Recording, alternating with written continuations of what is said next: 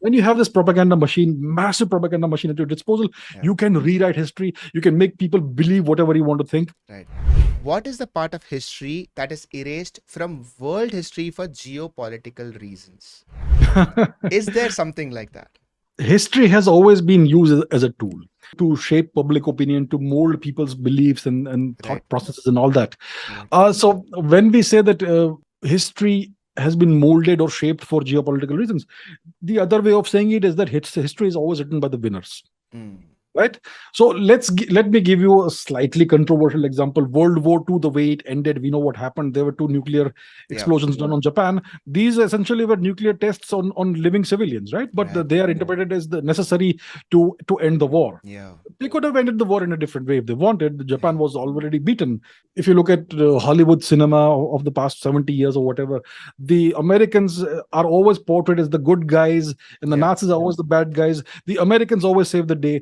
People don't realize it is the Soviets who defeated the Nazis in Europe. Yeah, it's the Soviets who did the most of the fighting and the most of the dying.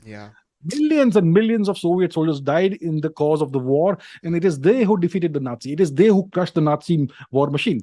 But what does Hollywood show? It's the Americans who did everything. So that's an example. It's all about creating a certain narrative of events. And when you have this machinery at your disposal, the propaganda machinery, which is Hollywood. Hollywood is nothing but US propaganda.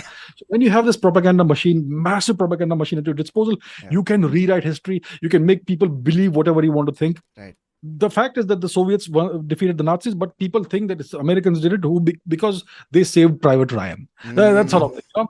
So it's always been that way. And if you go back in human history, you will find things that have been written. And then when you see archaeological records, it may show you a different level or different version of reality and so on. So there is the entire story of the Aryan invasion thing, which now clearly it is emerging through layer upon layer of scientific evidence that this again is a complete myth. I mean, how did they come up with this story in the first place, right?